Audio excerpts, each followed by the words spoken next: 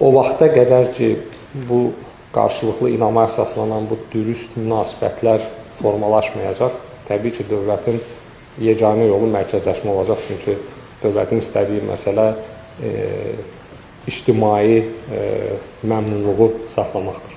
Yəni, başqa sözlə bunu 30 yerdə eləyə bilmirsə, dövlət bir yerdə eləyə bilir. Amma bir yerdə eləyəndə bu sürətə, bu akademik muxtariyyətə, bu alimin nüfuzuna, bu alimlərin ümumi işinə təbii ki, zərbə vurur. Biz bunun hamısını başa düşürük və bir çox hallarda bu heç də hansısa maliyyə və yaxud da korrupsiya halında baş vermir. Bir çox hallarda bu sadəcə olaraq lazımi qədər, belə deyək, bu məsələyə mövqe göstərməkdən irəli gəlir. Yəni, kiminsə sadəcə olaraq buraxsaq ki, ev yoxdur, qoy o da elmlərin namizədə olsun, axı əziyyət çəkib yazıqdır. Yəni, insana yazığı gəlib ona alim adı vermək olmaz. Çox sadə dildə ifadə etmək istəsəm fikrimi, yəqin ki, bu barədə